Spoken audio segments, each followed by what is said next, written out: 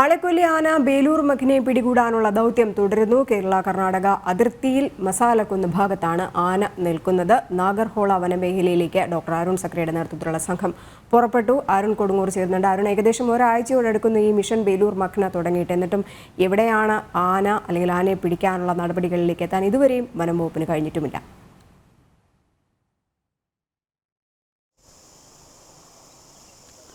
തീർച്ചയായും അതുതന്നെയാണ് ഏറ്റവും വലിയ പ്രതിസന്ധിയായി നിലനിൽക്കുന്നത്. ഇപ്പോൾ നമ്മൾ നിൽക്കുന്ന ബാവലിയിലാണ്. ഇതിന് 100 മീറ്റർ അകലെ ആണ് ആന നിലയുറപ്പിച്ചിരിക്കുന്നതെന്നാണ് ഔദ്യോഗികമായി അധികൃതർ നൽകുന്ന വിവരം. മസാലക്കുന്ന് ഭാഗത്താണ് നിലവിൽ കേരള കർണാടക അതിർത്തിയോടുള്ള മസാലക്കുന്ന് ഭാഗത്താണ് ആന നിലവിൽ ഉള്ളത് എന്നാണ് വനം വകുപ്പ് പറയുന്നത്. ഇവിടെ ഡോക്ടർ അരുൺ സക്രിയുടെ നേതൃത്വത്തിലുള്ള സംഘം 200-ലധികം വരുന്ന സംഘം ആനയെ വളയുന്നതിനുള്ള നടപടിക്രമങ്ങളുമായി മുന്നോട്ട് പോവുകയാണ്. രാവിലെ തന്നെ ദൗത്യം തുടങ്ങുകയും ചെയ്തിരിക്കുന്നു. എന്തായാലും വലിയ രീതിയിലുള്ളൊരു വിമർശനങ്ങൾ ഈ സമയത്തെല്ലാം തന്നെ ഉണ്ടാകുന്നു. കഴിഞ്ഞ ഒരാഴ്ചയായി ഇത്തരമൊരു ദാരുണമായ ഒരു സംഭവം ഉണ്ടായിട്ട് പല സ്ഥലങ്ങളിൽ നിന്നും ആനയെ വെടിവെക്കുന്നതിനും മയക്കുവെടി വെച്ച് പിടികൂടുന്നതിനുള്ള നടപടിക്രമങ്ങളൊക്കെ തന്നെ നടത്തിയെങ്കിലും പക്ഷേ അതൊന്നും തന്നെ വിവരമാകുന്ന ഒരു സാഹചര്യമായിരുന്നു നിലവിലുണ്ടാകുന്നത്. അതുകൊണ്ട് തന്നെ ഇത്തരത്തിലുള്ള ആശങ്ക വർദ്ധിക്കുകയാണ്. അതോടൊപ്പം തന്നെ കടുവയെ കാണുന്നു. കടുവ വളർത്തുമൃഗങ്ങളെ ആക്രമിക്കുന്നു. അത്തരത്തിൽ ഒരു വന്യമൃഗങ്ങളുടെ ഒരു ഭീതിയിൽ തന്നെയാണ് ഈ പ്രദേശം ഒന്നാകെ ഉള്ളത്. നിലവിൽ ഈ പ്രശ്നപരിഹാരത്തിനുള്ള ഒരു ശാശ്വതമായ ഒരു പരിഹാരം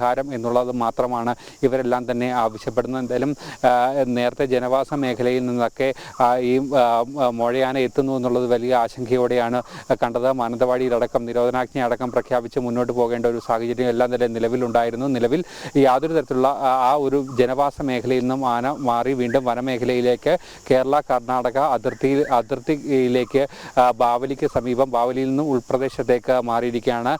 അത് തന്നെയാണ് നിലവിലൊരു ആശ്വാസമുള്ളത്. അതെന്തായാലും ഈ ഒരു സമയത്ത് തന്നെ ആനയെ പിടിക്കാനുള്ള പിടികൂടി മയക്കുവെടി വെക്കാനുള്ള ഒരു നടപടിക്രമങ്ങളിലേക്കൊക്കെ തന്നെ പോകുന്നു. പക്ഷേ ഇതിൽ ഏറ്റവും പ്രധാനമായി പറയുന്നത് ദൗത്യ സംഘം പറയുന്ന ഒരു കാര്യം കൃത്യമായി, അതായത് കാട്ടിൽ നിന്ന് തിരിച്ചിറക്കേണ്ട ഒരു സാഹചര്യങ്ങളൊക്കെ തന്നെ നോക്കിയാൽ മാത്രമേ ഈ വെടിയുതിർക്കുക എന്നുള്ള കാര്യങ്ങളൊക്കെ തന്നെ നടക്കൂ. അതിനുള്ള ഒരു സാഹചര്യം നിലവിൽ ഒന്നും തന്നെ ഉണ്ടായിട്ടില്ല. അതോടൊപ്പം തന്നെ ആന നന്നായി ഭയന്ന് നിൽക്കുകയാണ്.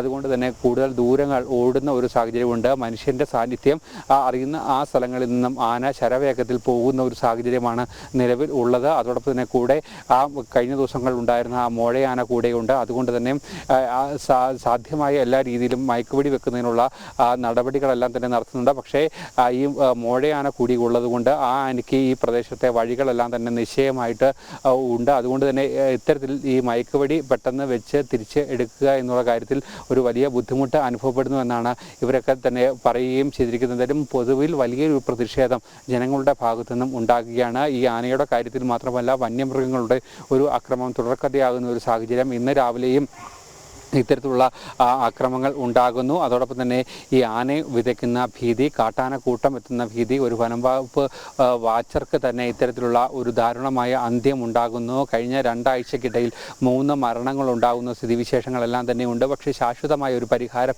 എന്നുള്ള കാര്യം മാത്രമാണ് ഇവർ ആവശ്യപ്പെടുകയും ചെയ്യുന്നത്. എന്തായാലും വലിയൊരു പ്രതിഷേധം, ജനരോക്ഷമെല്ലാം തന്നെ ആളിക്കത്തുകയാണ്. അതുതന്നെയാണ് ഇന്നലെ പുൽപ്പള്ളിയും കാണുകയും ചെയ്തിരിക്കുന്നത്. എന്തായാലും വനംവകുപ്പ് പറയുന്നത് സാധ്യമായ എല്ലാ കാര്യങ്ങളും ചെയ്യുന്നുണ്ട് എന്ന് അവർ പറയുമ്പോഴും നിലവിൽ വലിയൊരു പ്രതിഷേധം ജനങ്ങളുടെ ഭാഗത്തുനിന്നും ഉണ്ടാകുന്നു എന്നതാണ് യാഥാർത്ഥ്യം. രജനി, ശരി, അരുൺ കൊടുങ്ങൂരാണ് വിവരങ്ങൾ പങ്കുവച്ചത്.